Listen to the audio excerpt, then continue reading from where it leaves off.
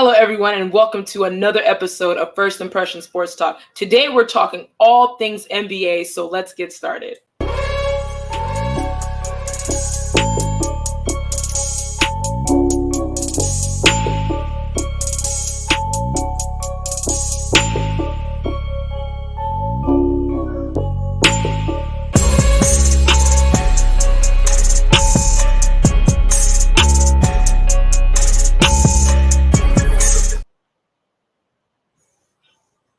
Welcome back to Jasmine's First Impression Sports Talk. I'm your host, Jasmine Pollock, and today we're going to talk about the NBA free agency that's happening right now. So many trades, so many different things have happened this past week alone. So let's get on the first thing, which is Bradley Beal gets traded to the Suns in exchange for Chris Paul and a bunch of draft picks. So I'm going to bring on Jeremiah, I'm going to bring on Oren, and we're going to have a conversation about these moves. So Jeremiah and Oren, welcome, and I'm glad that you guys are here because we have a lot to talk about. There's so much to talk about in the NBA.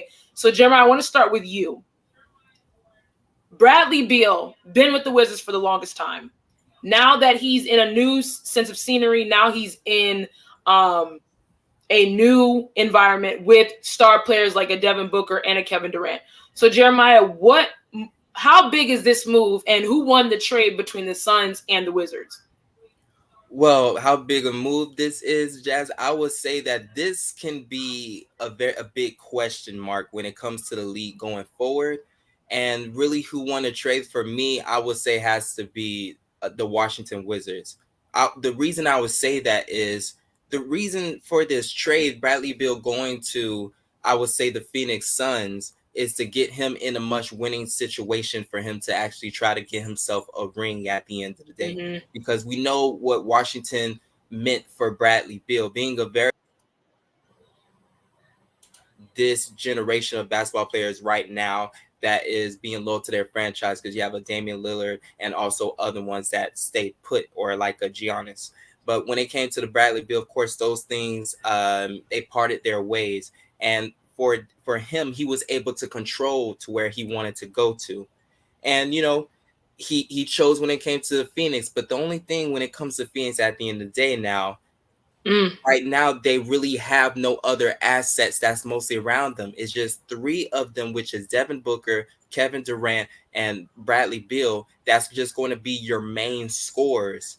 And right now, for them also having Aiden, it's going to cause a problem too with the riff of them not going to be able to for him to get much touches. And at the end of the day, I just don't think that is going to work. It's going to look flashy at times, just like how it was with the Brooklyn Nets at a lot of times, very flashy. But when it comes down to those important games, and when it comes down to where they stay healthy, you have big question marks of how that really can go forward at the end of the day. And for Washington, getting those assets back when it came to those draft picks of first rounds and other swaps, I think it was great for them going forward, because they can get set up in a position like the Spurs did this year with getting a big top player in the future. And not to mention, they're starting over again. Okay, we got Bradley Beal. Remember, John Wall was there for a couple of years as well. So they got their star guys out. Okay, now we can start on a new slate. Let's build a team and let's put things together in Washington. I want to bring Oren on because I want to hear his perspective on this as well, because Bradley Beal, he averaged 23 points a game last season. Very talented scorer. He was 7th in the league in scoring and percentage. So when we look at Bradley Beal, great scorer. We know Devin Booker and Kevin Durant and Bradley Beal, they're scoring machines, but the question is their defense. That's my biggest question. But let's bring on Oren. I want to get his expertise on this. So Oren, let's talk a little bit about Kevin Durant. So we know he's bounced around the league for a couple years now after he won his championships in Golden State. So, Oren, where does Kevin Durant stand all time, being that, okay, we have another super team now with Devin Booker, with Bradley Beal, without like any other benches that I'm seeing, or, you know, any depth that they have. So where does Kevin Durant stand in all time for you? Great question. And it's funny that you said, look, my expertise, meaning my age, right? But the thing with Kevin Durant is somebody that I think is a freak of nature, similar to, like I've always said, when it comes to who LeBron James is. But we have to look at the days and times we live in where the super team has become everything that people want to be a part of. A lot of people like to go years ago when to a degree, players used to mount up, so to speak, and they used to, join and kind of move around the country, but not to the degree that we see it and how we've seen it in the past, let's just say, decade. But back to the question you asked with KD, I think what he's going to have to do is, number one, stay healthy, stop tweaking those ankles. Number two, has to really understand that with Bradley Beal coming in and who Booker is, it has to be enough ball to go around. You know what I mean? Pause. Right. It has to make sure that they understand what they have and what they're needing to do with it by not just being the go-to scorer. And that's what I think he's going to have to do. I'm not saying that he has to fall back, so to speak, in what his role is as far as the skill set, but he's going to have to see that it has to be enough of it to go around in order for them to win. I'm looking to see who's going to be the designated point guard and not the scoring point guard, so to speak, but that point guard that says, okay, you know what? My job is to bring the ball down, set the team up, move it around, and if in position to score. Now we know that he can do that. Clearly, we know Booker can do that. Clearly, we know Bill can do that. But will they kind of sacrifice some of what it is that they've been known for to be able to get the W continuously, to put themselves further in the playoffs? That's what I'm looking to see on a personal level.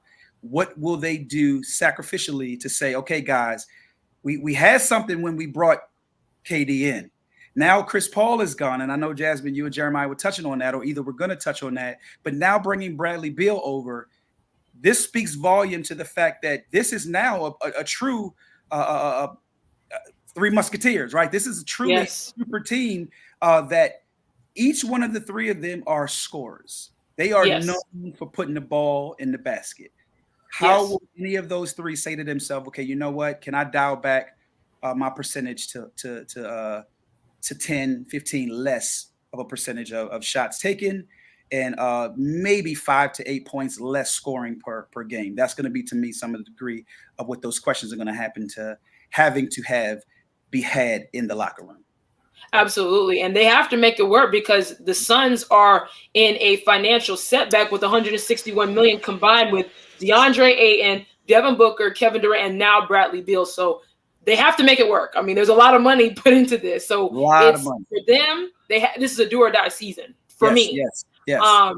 Jeremiah, to you, we talk about Kevin Durant, and I know we mentioned in what Oren was talking about who's going to be able to take that back seat. So who would you say, Jeremiah, is most likely to take that back seat and start to be the leader? Because we always question the leadership of Kevin Durant, the leadership of Devin Booker, because that's why Chris Paul was there in the first place. But now, who is going to be have that leadership position on this Suns team? Well, to me, the one guy that I always seen his leadership, especially when it came to for years to come, especially the place that he was at, was Bradley Beal. I've seen him when it came to him in action, having so many different people that came through there, especially the younger players that was even after him. Although Washington wasn't winning much, everybody that always left Washington always said great things about Bradley Beal's, his leadership and everything else. Now, for him being new, I feel like for himself, he will take the back seat and won't really too much of demand the ball, but actually play the motions. And I feel like for himself, being such a veteran as he is, and like not much as KD, but maybe a little bit over Booker, I think that he'll just use his ways and his experience, but still at the same time, I don't know if it will buy in well, because you have so many of your players that, of course, you got Booker that's making over 100 million. You have Durant that's making over 100 million. You have DeAndre Ayton that's making over 100 million. So it's kind of hard to tell somebody that's making so much money and somebody that's not going to be benched at the end of the day what to do or how to kind of move at the end of the day. So I think this will be a bigger challenge for him right now, because you're going against, a very more, I say, older and much elite scores, but at the same time, that's going to be the biggest challenge for this team. And I say Bradley Beal going forward. Can I touch on it? Go ahead, Warren. The only reason Jeremiah got me going when he said that, Bradley Beal, I personally would say, is the natural leader out of the three. Like, if you really think, for instance, who is it that knows how to lead and conduct a team? from a captain standpoint, I would say Bradley Beal. A lot of times we always think that a leader is the one that is the greatest scorer, and that's not always the case. And you mentioned it earlier, Jasmine. You go back to KD at OKC and then going to Golden State. That's nothing that a true leader is going to do. Yeah. No bit of shade, but I'm not throwing any shade. But you kind of get where I'm going. Yeah. A true leader. Michael Jordan is not doing that. He's not going to the Pistons. He's not going to the Pistons, right? And it may be that's a good point. He's not going to the Pistons. He's not mounting up with Isaiah and Dumas, right? But when we see in today's game, a lot of people do that. But to me, I think, and I just wanted to say this a little bit to piggyback on Jeremiah, Bradley Beal is really biting a piece of humble pie, saying that, you know what, I'm going to come over to Phoenix and see what we can do. And I agree with you, Jeremiah. I think he is going to be who says, okay, you know what, I'm cool with taking this role, a little bit of the backseat, similar to what Dwayne Wade did when Bosh and LeBron came to Miami for three, right? Yeah. We know that. Let's be real, guys. Dwayne Wade was the leader of that team. He was. I agree. He was a leader, but he took a step back. To me, that's what gave them the success that they had. Now, matter of fact, heard it here first. If Phoenix can do that, they could have possibly similar success that Miami had with that big three, if they know how to fall in line and let who is the leader lead. I like that, Jeremiah. Good point, bro.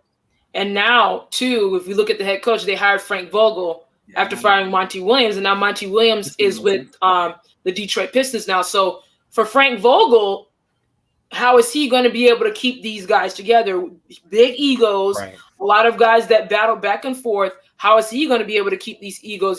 He's been with a lot of egotistic people. He's with the Lakers. He was with Indiana Pacers, with Paul George and George Hibbert, all those guys like that. But now this is a much bigger scale. You have Kevin Durant.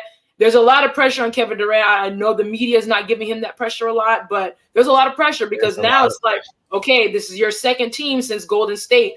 Are you going to be able to win? What are we going to do now? So there's a lot of questions. But before we go to midpoint break, I want to ask you, Orrin, is the Suns a championship team now? Now let's look at the team as a whole. Now the Bradley Beal trade is here. Bradley Beal's on the team. It looks like they're keeping DeAndre Ayton. I know there was some conversations about them looking to trade him and move from him, but it looks like he's staying. Is this a championship team, and are they the favorites in the West? No. Look, to the second part of your question, no. I became somewhat of a Denver fan this year, and honestly, it's because of Jokic. So I'm going to say no in regards to that. Do I think that they have a greater chance at moving a little bit further along and having a little bit more success in the playoffs? I think that they can, because to me, I think that with Beal coming over and joining with them, it gives them that opportunity to get over the hump, so to speak. But I think a lot of humble pie is going to have to be moved around throughout the team in order for people to realize that, guys, we have something special. I always say, I know a lot of people have some negative things to say about Chris Paul, but honestly, I think that they had something good. They did great with him on the team. So it's more than just continuously trying to put the blame on Chris Paul, right? And put the blame on one person. They had a great coach in Monty, right? So let's look at the fact that bringing Beal over, can they get it together? I love what you said, and I'll say this real quick because I know you said we're going to break. I think a lot is riding on KD because Kevin Durant, and I said this to my son actually the other day, and I'm just going to go back a little bit. What OKC had with the draft class and the individuals that they brought in several years back with all of those players we know that once were there together, if they knew how to figure it out there, we would have seen a dynasty back then. I know. Right? I know. It shows you that they have it, but do they know how to reserve some of what they have in order for others to be able to grow? So that would be what I would say will determine if they're championship contenders. I think Denver's will be who actually sees themselves putting a few things on their fingers for a couple of years. That's my opinion. Yeah, for me, I'm going to say I have to agree with you, Orrin. I don't see the Suns winning or being the favorites because I don't know if people want to talk about it. When Kevin Durant went to Golden State, he shattered my hopes for him. No longer, I didn't support him after that. I'm a huge LeBron James fan, and I was telling myself that when LeBron retires, I was going to jump right on KD's thing because I admired him. still a phenomenal talent. But when Yes. he went to Golden State, that changed the landscape of so much. And now it's like comical, you know, Yeah. like you go to Brooklyn, you get Kyrie, you get James Right. Harden. That didn't work out. Then now last year, Yeah. you're with the Suns, Booker, Chris Paul. That didn't work out. Now Chris Paul is gone, which was your leader, Yeah. your veteran that they needed. Now you get Bradley Beal. It's a similar situation. Star scorers, but where's going to be the defensive presence that, you know, against a Jokic, against Golden State, who's still going to be around? What are we going to see heading forward to, you know, for the Suns team playing defense? DeAndre Ayton, I'm not fond of him because against other guys, he's supposed to be dominating. You got guys like Jokic, you got guys like Embiid, even Anthony Davis. You're not on the same level as them, and there's no urgency because you're young. He's young. Yeah. And even when he was playing against Giannis in that finals, there was no anything against Giannis. It wasn't like he was competing as much, and Giannis was just moving him out the way. So for DeAndre Ayton, what's he going to be? You know, we've seen year after year now, okay, he hasn't made that leap like we've seen other guys make that leap. Yeah. So when I look at the Suns team on paper, very nice, but on the court. Yeah. And can they make a run? And all three of them, Booker, Durant, and Beal, show that they can have injuries as well. So Jeremiah, quick, you got 1 minute. So are the Suns winning the championship? Can they win the championship? Will they? No, they are not winning the championship. I don't think they will win the championship unless they prove me wrong. But the reason I say that real quickly is because just what Oren was just saying, the lack of just leadership on that team, I feel. I think they're going to miss Chris Paul at the end of the day because one thing about Chris Paul, he will get injured, but still at the same time, he will be the biggest voice when it comes to their team of a very vocal person. While that was the reason why Miami went to this final, Udonis Haslem, why the Warriors have an Iguodala on their team. You need your big vocal points when it comes to your team and ones to keep you in place, no matter how big your status is or anything else. It's all about team. It's all about winning. Love it. Right. And before we go to a break, we're going to talk about the Celtics in the next segment because they got rid of their star leader, Marcus Smart. So there's going to be a lot of questions about what's going to happen with the Suns. So when we get back, we're going to talk about all things Celtics and what they have done and Chris Paul going to the Warriors. So we'll be right back.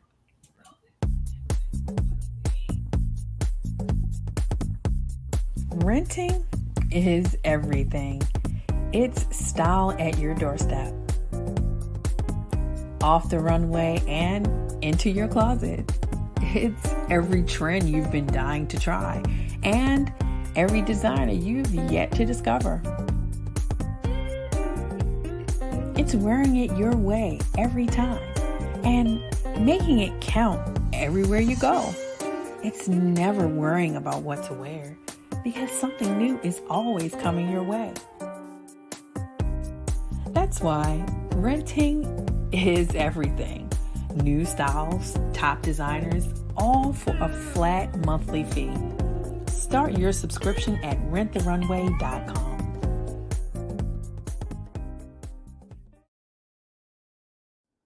Slow roasted over hickory fire and pulled by hand. This is the way pit pork has always been done. Pulled pork lovers, rejoice. The smoky old days are back at the Smoke Shack. From the creative team that brought you The Browning Project and Dead by Morning comes a new thriller that will change the way you look at white-collar crime forever. Falling from the Sky.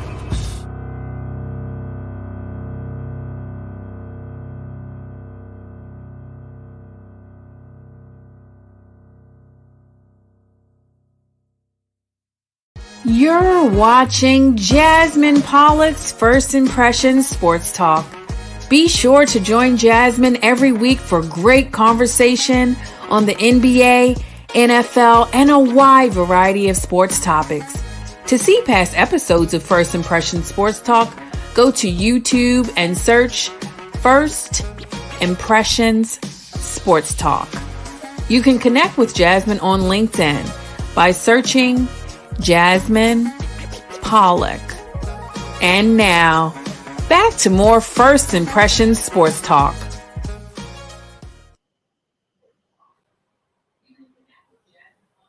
Welcome back to Jasmine's First Impression Sports Talk. If you'd like to see past episodes of my show, please check out my new and revamped website, JasmineOnSports.com. You can get my demo reels on there, my content, all things about Jasmine Pollock and First Impression Sports Talk. Check me out on Twitter also at JazzyS, where I'm tweeting all things about the latest, hottest topics going on in sports right now.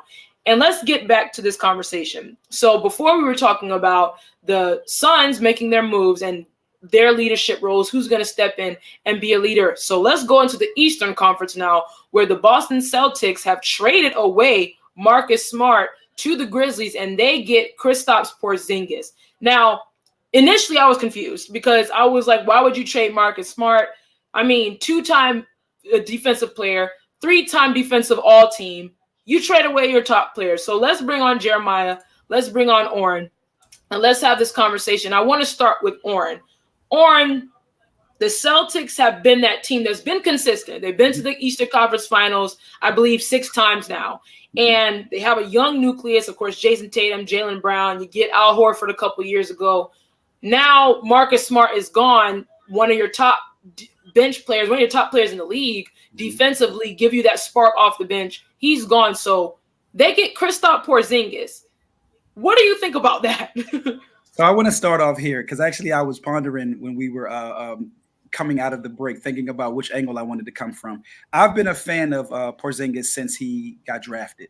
So I always say, to me, one thing that did not happen with Porzingis earlier on in his career, my opinion, is that the teams that he was with, now I believe that the Knicks did give him 4 years to kind of try to figure things out. Then he came down here to where I am at the Dallas Mavericks. But then he's kind of hopped around, right? So what I honestly want to see what happens with him at the Celtics, are they going to give him a chance to grow and to build? But what's going to be difficult is you have Horford. You already have somebody, as a big in that position. Now to Marcus Smart. Honestly, I think that what happened with that is some things that were going on. I think it was more of a locker room issue. Now, I could be totally wrong, but I'll tell you why I say this. Why would you get rid of such a star person? And I don't mean star as a superstar, but I'm talking about a star that shines bright, that actually was a major component in the success that the Celtics have. Now, we already know, a lot of us were privy to know that there was something going on with their 2 main guys, right? But yes, there was. Smart that brought to the team to say, while they're over there trying to figure out who's going to be who scores the ball, I'm gonna make sure that defense is on point, and I'm gonna make sure that I put the ball in the hoop when necessary. That was, to me, what kind of was like, what is this? What is it that the Celtics are doing with this particular trade? So I think it was something that we're not privy to know, just as fans of the game. I think that some people know, but I'm looking to hear what Marcus speaks about once he gets down to Memphis, how he meshes there. I think that that'll be the tall tale of us getting a chance to see, was it a business move? Was it a personnel move? Was it something that was where they just had to do it? But we've seen it happen before. I mean, we could go back to DeRozan, DeMar, being shipped out of Toronto, and it was like, well, what happened, right? And we see that, granted, he came down here to my Spurs, right? But you could tell that he felt some type of way. So I'm looking to see it to be similar to that, but I hope it's not something that takes away from who he is and what he is to any team, because he's a significant asset. He's an asset to a team. But to Porzingis, hopefully he can stay there for a little while. I've never liked the fact that teams have not given him the chance to grow. I know he's been injury prone, but like I said, I was a fan when he got drafted. A lot of people did not like it. I remember the draft. I can remember like it was yesterday. Even the Knicks fans were like, boo. But they had no idea that they were getting somebody that kind of sort of was a KD-ish type of player, just different within some parts of his game, but he just never really was able to develop. So hopefully while he's at the Celtics, he can be able to work out some of what it is that he actually brings to the table. But for Marcus, it's hard to say. Yeah, for me, when I look at this trade, when I first saw it, I was one of those people like, okay, so what is the Celtics going to do? I mean, it's the same year. They've been losing to the Heat a couple of times. Now, I know they went to the finals last year, and then, of course, Golden State took off and things of that nature. But Porzingis, my biggest knock on him is his injuries. He's a specimen. over 7 foot monster. Of course, he can do a lot of different things, but I haven't seen him enough because, of course, it's his injuries. He averaged 23 points last year. He had eight rebounds as well. Yeah. But for Boston, I think he's in a better situation in Boston, but there's a lot of pressure in Boston because of what Boston means and what they're trying to do. They're trying to get back to the finals and win a finals since they won back in 2008 with Paul Pierce and Rondo and Garnett and those guys. So when I look at Marcus Smart, though, he is one of the reasons why you've been consistent, and he has been your unsung leader. He's not the big name guy like a Jason Tatum, but he was your guy that, okay, when he comes off the bench in that second unit, he can lead. He can hit threes, timely threes. You could put pressure on the opposing team's offense with him. So I know for him, I know he was blindsided because he wanted to retire as a Celtic. Right. And I know it's like, wow. Like, I mean, I put my heart and soul, literally his heart and soul in this team. So when I look at it now, who's coming off that bench? Who's going to be that person that's going to be like, okay, now we are here. This person's a dog. He was a dog. Now for Grizzlies, now this is a turn I just thought about. We all know what's going on with Ja, his issues off the court, and then Dylan Brooks, their issues. Adding somebody like Marcus Smart, who is a leader, who knows how to rally guys around, could this be good for the Grizzlies? And I know a lot of people are not looking at it that way, but could it be good for, John Morant? Could this be like, okay, we got another dog on the team that could, kind of walk him through things. He's been in different situations. He's been in Eastern Conference Finals. But Jeremiah, for you, what does this mean for Boston? Does this put Boston over the edge, or is this a setback, or they were going to remain the same? Well, to be honest, for me, I still think to answer your question, I think that they are going to really remain the same. I would say when it comes to their big man and postman, of course, it's going to be to where they can actually have some plays maybe around and everything else. But when it comes to a person like Porzingis, he is a big man that mostly moves off the ball. He's not the one to really post up to like, give me the ball. I'm a post up like how I was in old school. And for Boston, the reason I say it stays the same is it's going to stay the same when it comes to their mindset of not having a leader around there. Now, we know Marcus Smart was their main leader when it came to that team. It was, and you respect their two superstars, which was Jason Tatum and also Jaylen Brown, to be your biggest vocals ones, since they're the biggest scorers on your team and your biggest superstars, as bringing in, of course, the eyes and everything. But it's so many times that they'll say, "Oh, I gotta see." It's too much of a hesitant, and right then and there, that's what's keeping them from going even further. Because of that hesitant to take over, to do more for the team when it comes to taking ownership, saying like, this is mine, not just when you're scoring, but we're talking about when it really matters and when you need to be vocal in that locker room, getting those guys up and saying that this is our team, this is my team. Like, you're going to follow me and we're going to do this. But I just feel like there is going to be at a same standstill, really, when it comes to them with the mindset. But of course, they got big when it comes to Porzingis. But I still think they're going to struggle because I think Porzingis looks for that 1 and 2 punch that he needs. I feel. And having Jaylen Brown and also Jason Tatum to really have most of the ball in their possession the whole time, I don't know how that's really going to mesh at the end of the day, too. Good point. And we all know Porzingis is going to be going up against Embiid. You're going to be going up against Giannis. You're going to be going up against Bam Adebayo. So there's some other guys that, is going to – he has to – I think he's got to step his game. I think this is the best situation he's been in. I would agree. But I just think there's a lot of pressure in Boston. And I know Brad Stevens now is a general manager, and I just didn't understand that move because you coached Marcus Smart. You had one-on-ones with Marcus Smart. He was the guy that gave you a lot of great minutes. I mean, he averaged 32 minutes last year. So he was a significant reason why Boston has been getting to that edge and getting to the Eastern Conference Finals. But, and this is just a throw out there. There's been conversation that they want Kyrie back, which I don't know if that's going to happen. But that's just been conversation about they want Kyrie back. But I don't think that should happen. I don't think they should do that. That's that's been there and done that. But let's go back to the Western Conference Finals with the Golden State Warriors moving on from Jordan Poole to go get Chris Paul. So we all know Chris Paul was traded from the Suns to get Bradley Beal. Now he's a Warrior. Oren, talk about that, and what does that mean for Chris Paul? Like, is this the last dance for Chris Paul with the Warriors? I love the way you said, is this the last dance? I'll say this much. If Chris Paul is smart, and I really believe, excuse me, he has an amazing IQ when it comes to basketball, but when it comes to business and his legacy, so to speak, I think that I would retire if I was him, you know, depending upon whichever way the success goes for him.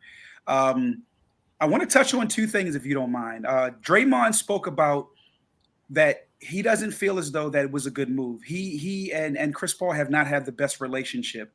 And he feels as though that Chris Paul has never really had that much of respect, so to speak, for Steph Curry. So that's going to be interesting to see how they figure that out. To the Jordan Poole piece, I think that the writing was on the wall, and where we're able to see this move being brought forth. Honestly, first thing came to my mind was I said, way to go, Golden State, on your loyalty to Draymond in regards to who he is and what he means to the Golden State Warriors. Now, will they move him? Is still the question, right? So to Jeremiah, I love the way you say it. Put a question mark over that. But when it comes to Chris Paul, to your question, Jasmine, I think that this is to some degree his last. I honestly thought it was going to be his last dance at Phoenix. With the Suns. Right, with Phoenix, Well, that was a shocker to me. I will say this, although I am from the East Coast and I'm down in the South now, I did not think that was going to be a good fit for him over in Washington. So I was glad that he was able right? I was glad that he was actually able to get closer to home in regards to LA. But that's not home, but you guys know what I mean when I'm saying home as far as where all of the superstars live. But last dance, yes, my opinion, I agree with you. But meshing chemistry, it's hard to say. It's hard to say. It's a question. I'll get it back to you because I know you're gonna set the stage for it, but that's the part where I'm looking to hear what you guys got to say about that, because that's a hard one right there. And you mentioned something about the respect that he has for Curry, and I know there's some shots been thrown between the 2 point guards, so now they're teammates. So I don't know. Oh, it's gonna be weird, but you have someone like Draymond. You know, Draymond is very vocal. He does not care. I mean, we saw the punch with Jordan Poole last season.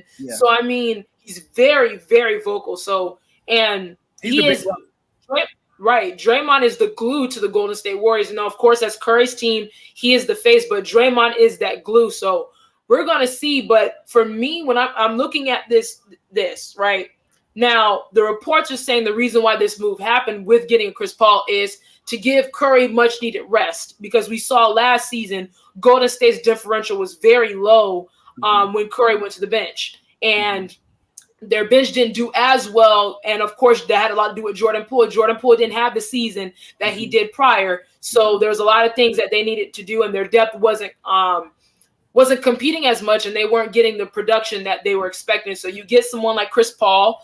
But I don't know if Chris Paul is that same Chris Paul that we're expecting. He's not. I believe he's on his last legs. I don't know how he's going to fit in this offense where they do a lot of pick and rolls, a lot of rotation, shooting the ball, and different things like that. When I look at Golden State right now, we look at Klay Thompson. Klay Thompson is not the same. We saw that, in the postseason against the Lakers, not the same player. Draymond's still that dog. He's still going to get you, be physical, and still do things like that. But when we look at this Golden State team, they're getting older. They're not getting any younger. So it's like you add someone like Chris Paul, and I'm glad they moved on from Jordan Poole, because I think that was a problem waiting to happen anyway. But the question is, you traded youth away still for an older player when your team is getting older. So that's how I look at it too. But I just want to see how it goes. I love Chris Paul. I want him to win, but I don't know if, being that when we look at if Denver can keep it together, and we have other teams that are around that can keep it together, I don't know if Chris Paul is going to ever win a championship. I just don't know. So Jeremiah, for you, let's just look at Jordan Poole and what's going to happen with him in the Wizards. So for Jordan Poole, had a decline last season. He wasn't that same player like he was when they won the finals. Are the Wizards on the cusp of maybe, making a run and getting some more players? Could they, I know they got a lot of picks. Could they go draft or get a star player, maybe another star player with all the draft picks they have, or the Wizards is going to start with a clean slate? I think that the Wizards are going to start with a clean slate only because when it comes to the Washington Wizards, they're trying to find a new identity for themselves. They're trying to get from the parts of, oh, you guys are the Bradley Beal team or the John Wall team, that tag team. Now they're like, listen, we've been a laughing stock for the longest times. We're going to try to build ourselves our own culture, our own identity, and we're going to try to start from scratch and actually move to an upper position. Because right now, with them having Jordan Poole, I mean, it would give them, and of course, Tice Young, him going over there, I feel like, you're going to have some great young assets, great shooters, and a lot of guys that were great pieces for other teams. Because you already see when it came to Tyus Jones. When it came to Tyus Jones, him being with the Grizzlies, he was such a key piece for them when it came to the playoffs and also the games that y'all missed. He was able to showcase himself, and you're gonna need to have those guys like that. A Jordan Poole, guys that's not scared to shoot. Now, of course, he had a down year. Him going to a new scenery is going to make him just feel even better. You don't have to worry about the pressure of being behind a Curry, behind a Klay Thompson, or anybody else anymore. You could just be yourself, new scenery, and this is your team that's going to be for you.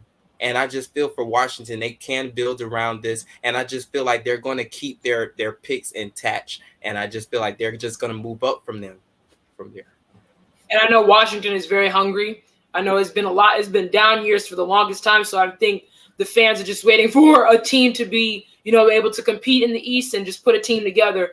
And I like the draft picks they've got. Of course, I like them getting Jordan Poole for them. It was a win-win to get rid of Jordan Poole for Golden State and a win for Washington to get him because he has the experience. He's a champion. So he has that experience of, okay, I know what it feels like. I've been there. So you can have the little quote-unquote veteran aspect to it. But I think for Golden State, if Chris Paul can get you maybe 10, 13 points, that could help, with Curry being on the bench. If Curry's getting his rest and different things like that. But I just feel like for Golden State, they're getting older. Klay Thompson's not getting any older. He's not the same guy. Yes. Curry's still going to be Curry. Draymond, we're still questioning whether they're going to keep him or they're going to move from him.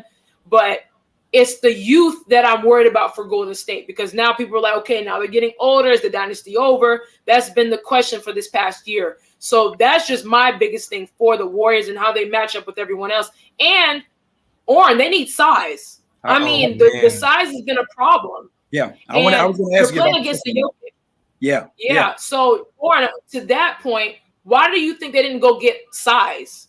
I'm so glad that you asked me that question. And I'll tell you, the first thing came to my mind as you were speaking was bringing in Chris Paul, yes, to be able to give Curry some rest, but is to also consider that you hit the needle on the head, Jasmine, that their team is pretty much on the downslope, right? Where they're no longer the championship team that they once were. They're aged, let's be real.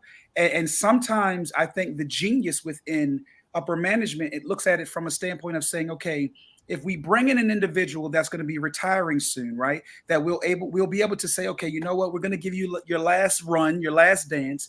But it's almost where you can look at Golden State that they're positioning themselves for a rebuild in the future, the near future, with young guys.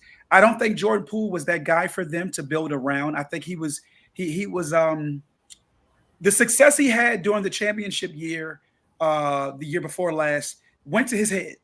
Yes, I think that what Draymond did, and I think that a lot of people are afraid to say this, but I'm from an era where sometimes that chin has to get touched when you get a little too big for your britches. I think that what Draymond did was let him know, young brother, go sit down somewhere. You know what I mean? You're not the man around here, type of thing.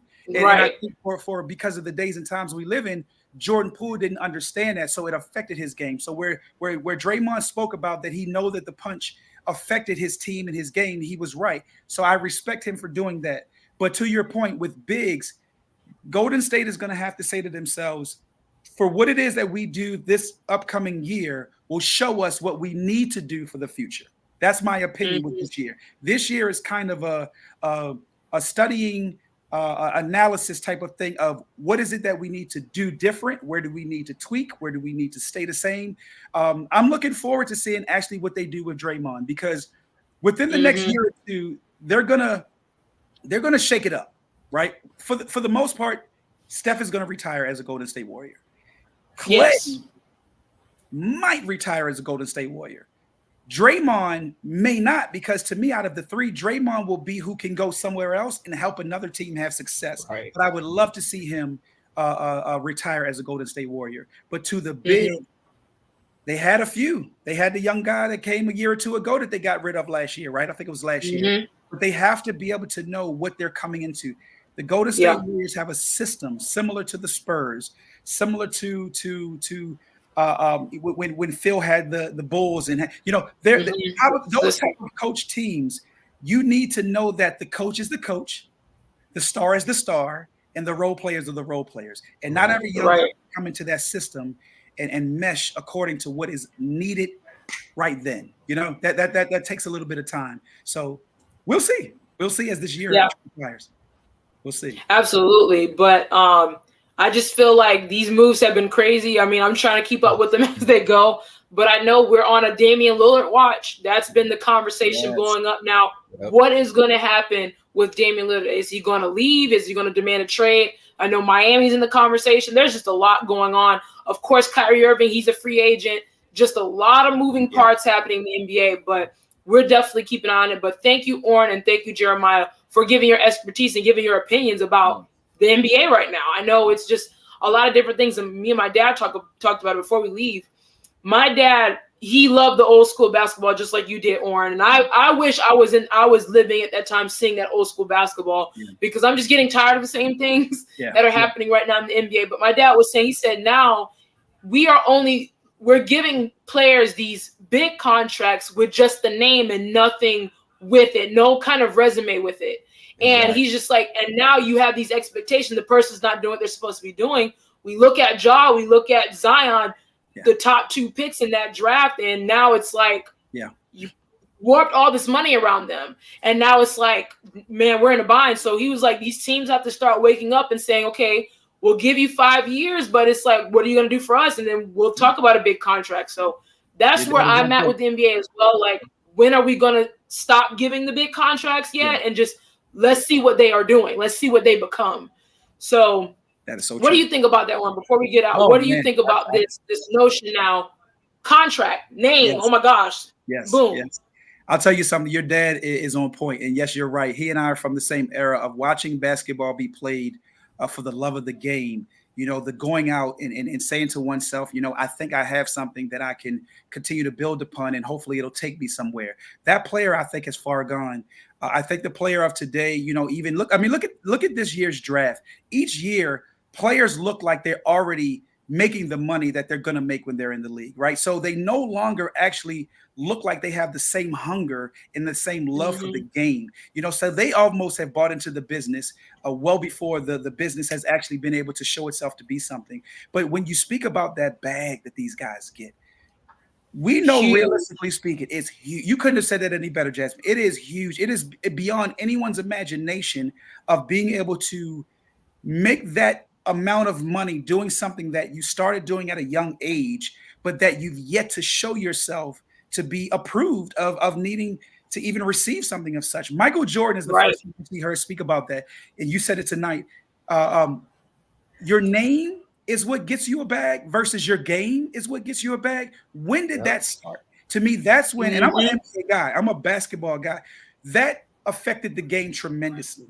You know, I really believe that this past season was a season to give hope back to the league.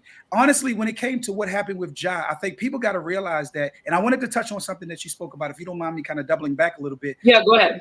Marcus Smart is a good move for Memphis, because I think that he's going to be a veteran that can help Ja mature. I really believe that. I think he's going to be a benefit for Ja. That just kind of came to my mind when you were speaking earlier. But when it comes to the bag that these young guys are getting, can you imagine being 21, 20? Can you imagine being you guys' age, what your age is, 100, $200 million to do something that you love. Let's be real. You give hundreds of millions of dollars to a young person that has yet to actually had to be as independent as a 30-year-old is, or a 35-year-old actually on their way out, when back in the day is when the player used to get the larger bag. Mike didn't get the big bag until he was almost on his way out. So I always reference that, and I know your dad does as well, but that's the difference. They get it up front versus after they showed themselves approved. And to me, until that changes, and I don't think it's going to change, guys, I think that the owners and management of today's sports realizes that these kids will do whatever we want them to do from an entertainment standpoint if we put a lot of zeros behind that number one. Absolutely. And then we look at the draft. Victor Wembanyama, he was the number one pick with the Spurs. Yes. They're going to give him a big contract. He's been talked about for the past 2 years now. So I should expect a year or two from now, he's going to have these huge, crazy bag. And then, of course, we have Bronny James coming in. He's going to, of course, it's just the whole landscape of the NBA has completely changed. And it's just now like, and that's why these teams are getting warped. They're getting in these financial binds, and they don't have any money because you have all this money in one player, and there's no resume to add to it. So hopefully we'll see it change. I don't think it's going to change. It's just a lot going on. And look at this, like the market is keep rising and rising every year like for it. And because you see it in the NBA and of course the NFL, but for the NBA, because even before, even Warner, that what you just said, even when Michael getting his bag later, he got plenty of his bag when it just came from even outside of basketball. From endorsements. Everything was moving around him to where it's like the money, like I'm good with. Even when it came to LeBron, of course he's getting his money now, but when it came to him, when he was winning those championships, it was all about the different pay cuts. He was good outside of basketball because the different endorsements, the commercials, the Nike deals, like, you're setting yourself up already for those things because trying to, of course, for these young guys, of course, getting that money quick is cool, but also having other things that's maybe around you to set you up for the future, and you just worry about your game. Yeah, that's all. Yeah, I agree. But again, thank you again, Oren and Jeremiah, for your expertise. We're going to continue to keep an eye on the NBA. There's going to be a lot more moves. I think we're going to be shocked by what's going to happen because, the NBA free agency frenzy is always happening. But that wraps up this episode of First Impression Sports Talk. Again, you can catch First Impression Sports Talk every Monday at 7 p.m., which is our new time. And we're definitely going to keep talking about what's happening in college football is coming as well. So I'm really excited about that. I'm ready for the NFL season. Kind of tired of the NBA because there's always something going on. So that wraps up First Impression Sports Talk. See you guys next time for more.